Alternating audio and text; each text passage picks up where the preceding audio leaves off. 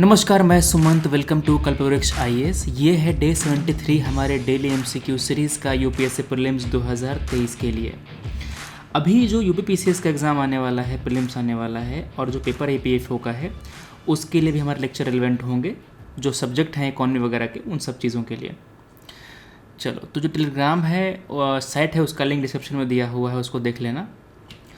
पहला सवाल आपका है मॉडर्न इंडियन हिस्ट्री से। कह रहा है कि इनमें से कौन सी बातें करेक्ट है कांग्रेस के बनारस सेशन के बारे में जो कि 1905 में हुआ था। क्या इसको प्रिसाइड किया था दादा भाई नौरोजी ने? जो 1905 का सेशन है इसको प्रिसाइड किया था गोपाल कृष्ण गोखले जी ने। पहला गलत हो गया, गोपाल कृष्ण गोखले। कहा जाता है कि गोपाल कृष्ण गोखले गांधी जी के पॉलिटिकल गुरु थे। क्या थे? पॉलिटिकल गुरु थे। तो आपका पहला गलत हो गया। आपने यहाँ 1 एलिमिनेट कर दिया, यहाँ 1 काट दिया, तो ए भी तो ऐसे ही ख़त्म हो गया।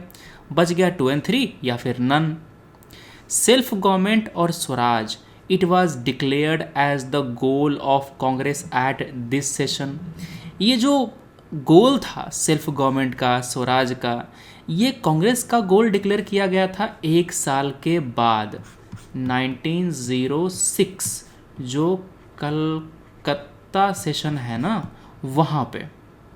जो 1906 का सेशन था इसको प्रिसाइड किया था दादा भाई नौरोजी जी ने। तुम सोचो अगर आपका बचपन का नाम दादा होता, दादा भाई, तो कैसा लगता क्लास में, है ना? तो जो सारा इम्प्रेशन है वो सारा इम्प्रेशन ख़त्म हो जाता है एक तरह से। तो ये चीज़ें हैं। तो क्या बोलते हैं, हाँ, दूसरा गलत हो गया है वाला। मगर जिस तरह का पर्सनालिटी था इनका, जिस तरह का कंट्रीब्यूशन था इनका, उस तरह का कंट्रीब्यूशन किन्हीं का नहीं था। एक तरह से इन्होंने जगाया कि क्या गलतियाँ हैं, क्या नुकसान कर रहा है हमारा ब्रिटिश गवर्नमेंट इंडिया का। At the session, it was decided to extend स्वदेशी मूवमेंट आउटसाइड बंगाल। देखो, ऐसा कोशिश किया था एक्सट्रीमिस्ट ने, मगर मॉडरेट नहीं माने इस चीज़ के लिए। तो स्वदेशी मूवमेंट को बंगाल के बाहर ले जाने का जो डिमांड था वो एक्सट्रीमिस्ट का था, जिसको माना नहीं गया था। तभी तो सूरत का स्प्लिट हुआ था ना। 1907 का जो स्प्लिट था सूरत का, इसी पर्पस, मतलब इसी मैटर पे हुआ था। तो तीसरा भी गलत है, तो डी जो हो गया वो गलत है। मतलब सही आंसर है none of the above are correct. अगला क्वेश्चन आपका है स्टेट लेजिस्लेचर के बारे में। अगर लेजिस्लेचर में बिल पेंडिंग होती है तो क्या होगा?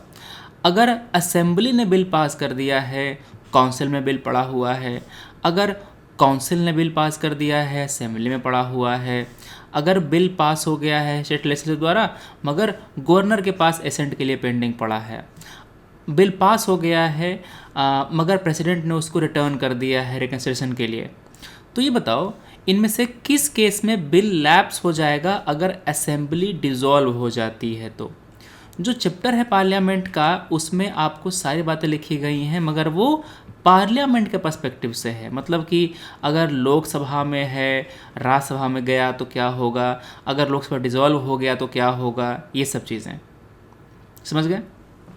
अब देखो, अगर कोई बिल असेंबली में पेंडिंग है और असेंबली डिसॉल्व हो जाती है तो बिल लैप्स हो जाएगा।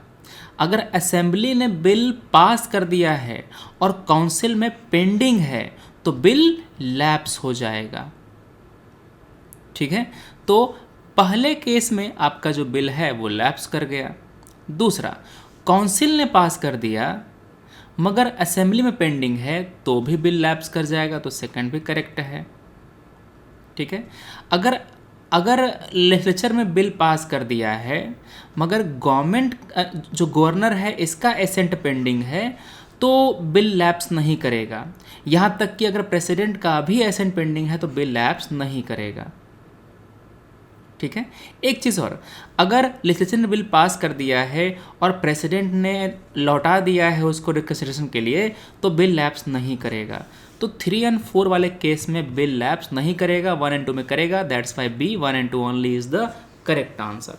ये तो हो गई बात जो असेंबली है और काउंसिल की। आप जो लोकसभा राज्यसभा है उसकी बातें देख लेना कि उस केस में क्या क्या चीज़ें होती हैं।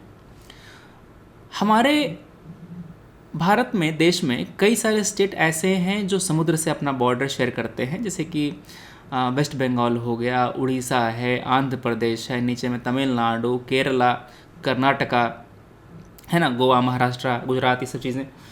तो coastal state can exercise jurisdiction over the mineral located in which of the following region. इनमें से कौन कौन से रीजन में जो मिनरल हैं उसके ऊपर स्टेट का होता है जुरिस्डिक्शन? तो territorial water, continental shelf, exclusive economic zone, इन सब पे आपका जो स्टेट होता है उसका जुरिस्डिक्शन नहीं होता, इस पर सेंटर का होता है। तो किसी पर भी स्टेट का जुरिस्डिक्शन नहीं होता, D will be the correct answer. सब पर किसका होता है? यूनियन का, सेंटर गवर्नमेंट का होता है। अगला सवाल थोड़ा सा इजी क्वेश्चन ये वाला दिया मैंने। प्रेसिडेंट अपना एग्जीक्यूटिव पावर यूज़ करता है किसकी मदद से? Council of minister headed by the prime minister. PM नहीं, पार्लियामेंट नहीं, सीजे नहीं, काउंसिल ऑफ मिनिस्टर्स के एडवाइस पर प्रेसिडेंट अपना डिसीजन लेता है। B is the correct answer. Okay, चलिए ये बातें हो गई। अगला सवाल है गोल्डन क्रिसेंट के बारे में। गोल्डन क्रिसेंट एक एरिया है जहाँ पर ओपीएम का प्रोडक्शन होता है और उसको ड्रग बना करके अलग अलग कंट्री में भेजा जाता है। ठीक है, तो गोल्डन क्रिसेंट में कौन कौन से कंट्री आते हैं? देखो ध्यान सुनना, क्रिसेंट किस धर्म से संबंधित है? इस्लाम से। तो जो इस्लामिक कंट्री होंगे वो इसके पार्ट हैं। तो इसमें पाकिस्तान, अफ़गानिस्तान और जो ईरान है, ये 3 कंट्री आते हैं। गोल्डन क्रिसेंट में पाकिस्तान, अफ़गानिस्तान और ईरान, ये 3 कंट्री आता है। तो 1, 2 and 3 A will be the correct answer. वहीं पे अगर गोल्डन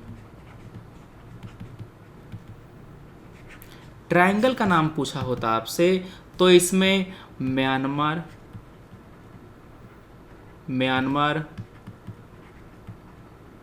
वियतनाम, थाईलैंड, लाओस, ये कंट्री आ जाते। ये जो कंट्रीज़ है ना, ये आ जाते। तो आपका ए करेक्ट है, तो ये आंसर हो गया। ओके, तो ये थे हमारे आज के 5 क्वेश्चन। हम लोग मिलेंगे कल सुबह 6 बजे से। Thanks for watching, take care, जय हिंद।